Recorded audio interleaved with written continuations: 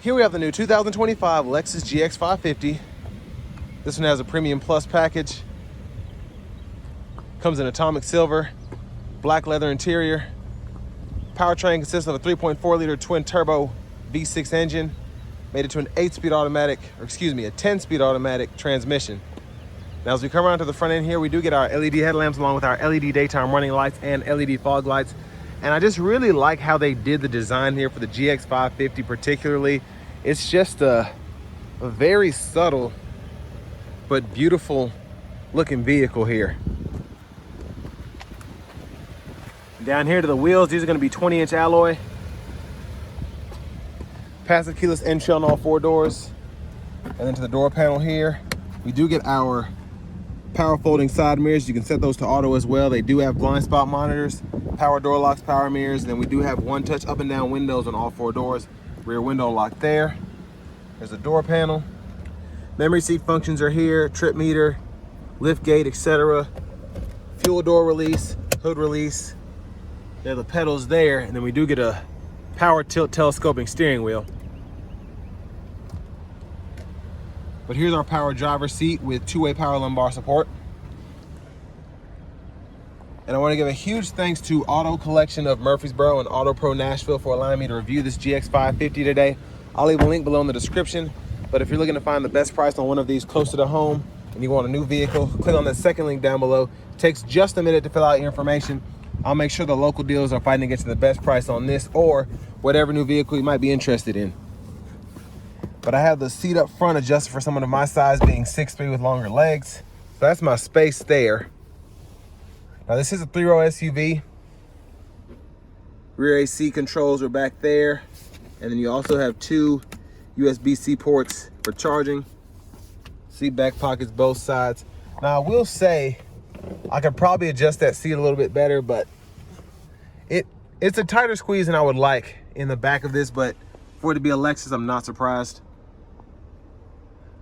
Beautiful front interior there though. I'll show you that after a while. The middle seat folds down, bottle holders are there. I like the buttons for the lights up here, and they are very bright, very pretty. Now your rear AC vents are actually in the roof line there, so I like that. 3rd row as well. And then speaking of the 3rd row, let's see if we can get back there. Now your child locks are manual on either side, so you can lock, unlock there. And to get back here, we have buttons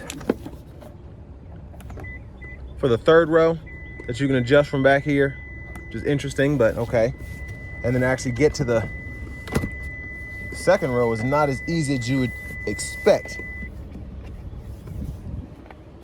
But there is the 3rd row itself, just 2 seats back there. And as you can see, the spaces, it's a tad limited, but nothing terrible. And then you do have a control here to actually lean the seat forward and back in the 3rd row. And a USB-C port on that side. Now I'm thinking there's something in the back, and that's why it's not wanting to move. So we'll check that out here in a minute.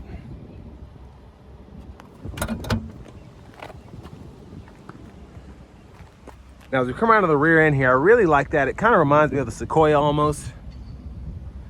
Love having that light bar there. The rear sensors integrated in that bumper, and then you have the spare tire there, the exhaust. You can either open the glass or the entire lift gate itself.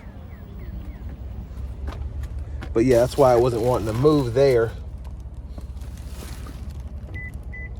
But it will fold when the seat's up far enough. But you can see here that you also get that USB-C port and adjustability on the right side. Excuse me. So interesting setup here. It's okay, I guess. It's just kind of weird that you can only tumble the seat from the behind the 2nd row there, but okay. A 120-volt 3-prong household plug-in there. Now let's see if I can figure this out and just make sure I'm not just dumb. I'm trying to get to this 2nd row seat. They have instructions there, but I don't see a latch of any sort anywhere but on the back of the seat. So you'd have to do that. Okay, so that's how you tumble it there. Or you can just do it from back here. But yeah, it's just, I mean, it's all right, I guess. The issue comes in when the seats are up too far though. So you really have to adjust these seats to make them work for you, but this isn't the biggest Lexus you can get, so it's just kind of, it just kind of has a third row there to have it there. And of course you can just fold that flat in the back if you just want to use it as a trunk space, which is how I would use it. That cargo rack being in the way though just kind of makes it harder to show. But to the front passenger seat here, power with 2-way power lumbar support. Like the top pocket up here. And then we have a lockable glove compartment down here with the owner's manuals.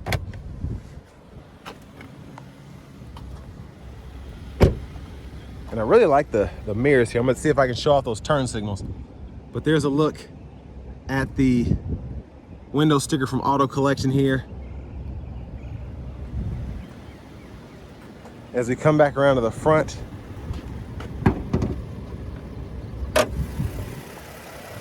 again, a 3.4 liter twin turbocharged V6 underneath all of that.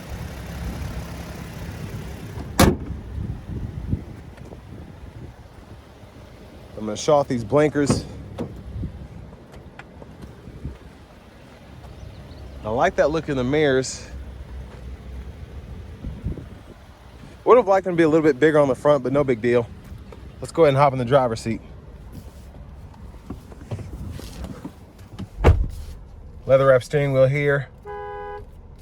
And I really like the design and how nice the wheel feels.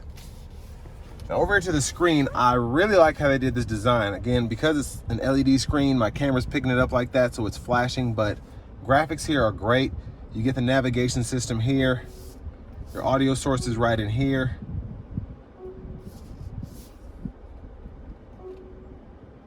And then a lot of your settings here, like in the new Toyotas.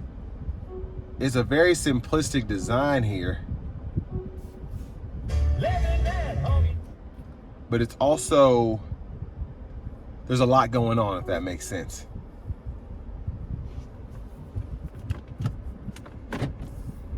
Backup cameras here, guidelines follow you, just turn the steering wheel, you get the bird's eye view as well. And then you have the option to use the washers for the camera and the rear wiper. So it's nice to have a button built in there. Down here we do get our dual zone automatic climate control, so we can set that with the knobs here. Fan speed can be adjusted here. We can drag this fan back and forth. Auto modes there. You get 2 stages for the heated steering wheel and then 3 stages for the heated and cooled seats for the front.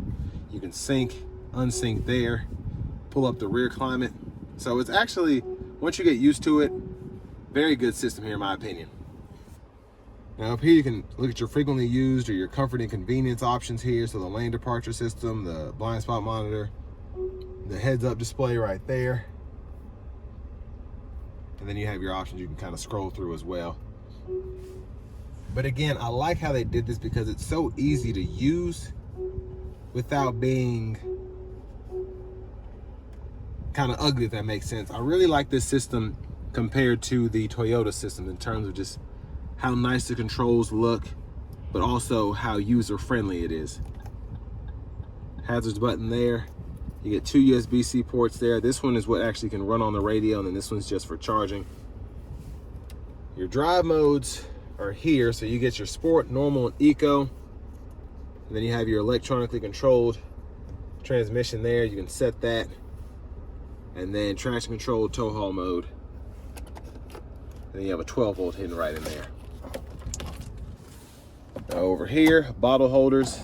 And then for the shifter, hit the side button, reverse, neutral drive, manual.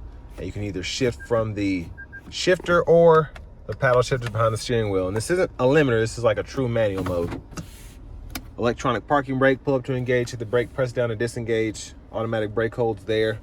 Full 4-wheel drive system at all times, so you're either in 4-wheel high or you're in low. So most of the times that switch will be up there, and then your center differential lock is there. Wireless charging pad is here. The center console cubby space, a decent size actually. And then up here, there are your lights. You can tilt or slide the sunroof back here. And then this is soft touch as well. So that's one touch to slide that back. Hit it a second time, it goes all the way behind the shade there. View of the back from up here. And then vanity mirror right there. And back to the steering wheel itself is blinkers, high beams, flash, your fog light controls, and then your actual headlamp controls are there. And then over here you have your automatic wipers, one time off, auto, low, high. You can adjust that auto sensitivity here, and then your rear wiper right there. And again, if you hit that in the back, that does the rear wiper and the rear camera. And then you just pull up here for the front wiper fluid. Volume controls here. And then this right here adjusts your gauge cluster, these 4 arrows in this back button. So you can go through all of the options that you have there.